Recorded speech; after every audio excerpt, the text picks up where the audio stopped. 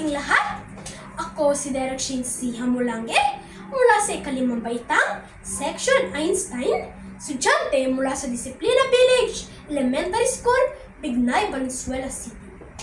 Ngayong araw na ito ay ating tatalakayin ang tungkol sa mga katutubong tradisyon at mga paniniwala ng Pilipino. Ang Pilipinas ay tahanan ng maraming katutubong mamamayan na nagdadala ng yaman at kasaysayan sa kulturang Pilipino. Narito ang ilan sa mga pinakakilalang grupo ng mga katutubong mamamayan sa bansa.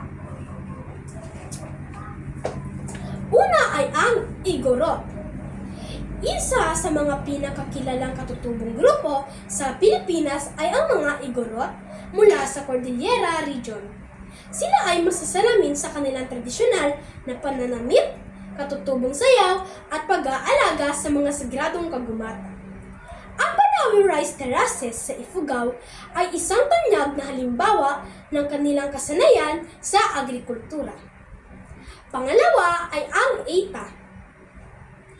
Ang mga Eita ay matatagpuan sa kabundukan at gubat ng Luzon. Sila ay pangunahing mangangaso ng ilang tribo. Ang kanilang kultura ay may malalim na koneksyon sa kalikasan at ang kanilang kaalaman sa kabundukan ay kinikilala sa buong bansa. Ang pangatlo ay ang Tiboli. Matatagpuan sa Mindanao ang mga Tiboli at sila ay kilala sa kanilang makukulay na tradisyonal na kasuotan at likhang mga alahas. Sila ay mahusay na mga manggagawa ng mga ginto at tanso. At kilala ang kanilang kultura sa pag-awit at pagsasayaw na nagpapahayag ng kanilang mga alamat at kasaysayan. Pang-apat ay ang Mangyan. Sila ay mga grupo ng mga katutubong mamamayan sa Mindoro at binubuo ng iba't ibang tribo tulad ng Iraya, Tadiyaman at Hanunuo. May mga natatanging alpabeto at pagsulat ang bawat tribo sa kanilang grupo. At ito ay nagpapahayag ng kanilang malalim na kaalaman sa sining at kultura. Ang mga katutubong paniniwala ay bahagi na ng ating pagkakakilanlan at kultura bilang Filipino. Ang mga paniniwalang ito ay nagpapakita ng ating gawain, tradisyon, at kasanayan na maaaring maglarawan ng ating pang-araw-araw na pamumuhay na ating namang namana mula sa ating mga ninuno. Nabuo ang kultura at tradisyon ng Pilipinas dahil sa mga pinaghalong impluwensya ng mga katutubong tradisyon at mga kultura ng mga unang mga ngalakal at mananakop nito. Ang kulturang ito ang sumasalamin at nakakadagdag ng ganda sa bansang Pilipinas. At dahil rin dito, nakilala ang Pilipinas sa mga natatanging kultura at tradisyon. Ano nga ba ang kultura?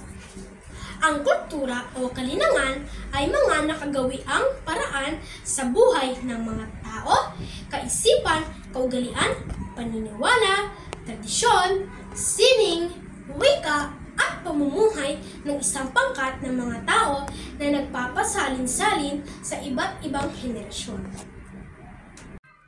Ngayon naman ay ipapakita ko sa inyo ang mga iba't ibang halimbawa ng tradisyon, kaugalian, at mga paniniwala ng mga Pilipino.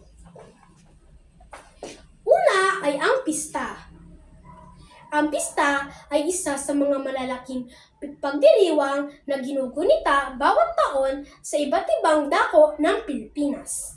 Tampok dito saan mang lugar sa kapuluan ang mga makukulay na parada, mga katutubong seremonya, sayawan, paligsahan at masasaganang handaan. Ang panahon ng kapistahan ay isa rin sa mga pinaka-inaabangang pagdiriwang na patuloy na dinadayo ng mga turista taon-taon. Pangalawa ay senakulo. Ang senakulo ay tradisyonal na pagsasagala ng mga pangyayari, hinggil sa mga dinanas ni Hesukristo bago at pagkaraang ipako siya sa krus. Hango ang nasabing tradisyon sa Biblia at iba pang tekstong apokripa. Kadalasang ginaganap ito sa lansangan o kaya'y sa bakuran ng simbahan. Ang magkakaibigan, magkakamag-anak, at magkakababayan ay magkikita-kita upang panoorin at palakasin ang loob ng mga tauhan sa dula. Simbang gabi. Ang simbang gabi ay isa sa mga pinakamatagal at pinapopular na kaugalian ng mga Pilipino tuwing Kapaskuhan.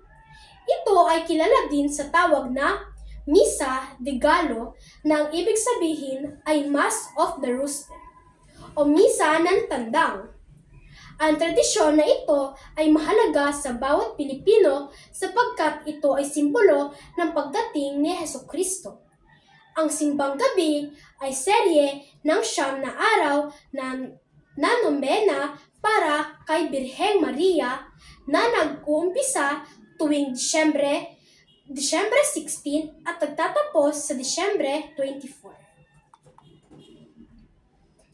Bagong taon. Sinasabing ang bagong taon ay nagbibigay ng bagong pag-asa at kasaganahan sa buhay ng tao. Ito ay hating gabi ng Disyembre 31 hanggang Disyembre 31 hanggang Enero 1. Undas o araw ng mga patay. Sa paniniwalang ang mga tao ay may kaluluwa, ipinagdarasal natin sila. Ang araw ng mga kaluluwa ay dinadaos tuwing ikalawang araw ng Nobyembre. At marami pang ibang tradisyon ang mga Pilipino. Ngayon naman ay ipapakita ko sa inyo ang iba't ibang halimbawa ng mga kaugalian ng mga Pilipino. Una ay ang bayanihan. Ang bayanihan ay isang uri ng palusong kung saan nakikipagtulungan ang mga tao na walang hinihinging kapalit, tulad ng pagbubuhat ng bahay, paggapas at pagtanim ng palay, at pagtulong sa mga nangangailangan sa panahon ng sakuna. Pangalawa ay paggamit ng po at opo. Pangatlo, pagmamano sa mga nakakatanda. Pang-apat, pagiging masayahin. Panglima, malapit sa pamilya. Pang-anim, utang na loob. Ngayon naman sa kasuotan ng mga Pilipino. Barong Tagalog at Barot Saya. Ngayon naman, dumako tayo sa mga halimbawa ng paniniwala ng mga Pilipino.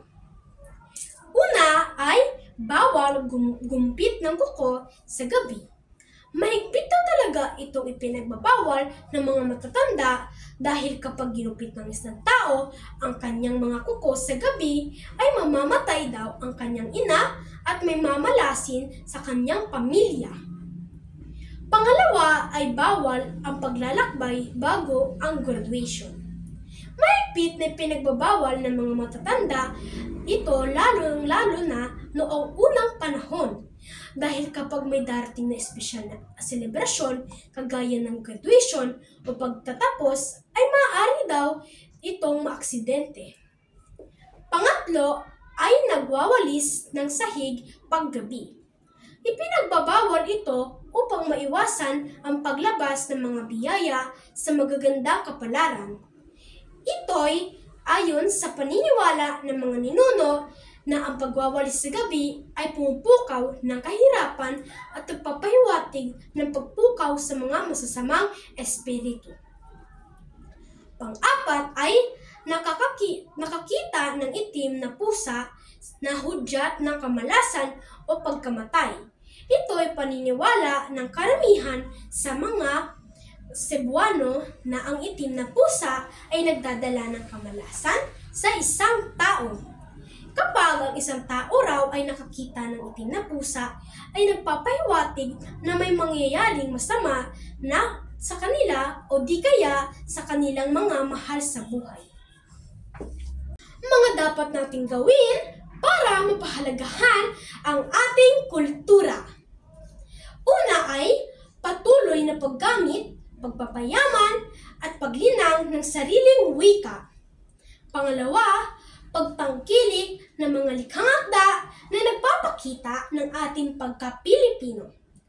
Pangatlo, pagtangkilik ng mga akda, likhang sining o musika na gawa ng mga Pilipino na nagtataas ng bandera ng Pilipinas. Pang-apat, pagyakap ng sariling produkto o mga gawang lokal. Panglima, pagpapakita ng pagmamahal at suporta sa kapwa Pilipino at sa ating bansa. At panghuli, pagkakaroon ng interes na alamin ang ating kasaysayan upang mapaunlad ang kasulukuyan. At dito po nagtatapos ang aking pagtatalakay at sana po kayo ay may natutunan at sa muli, ako si Dershil C. Hamulangge mula sa ikalimang baitang Section Einstein.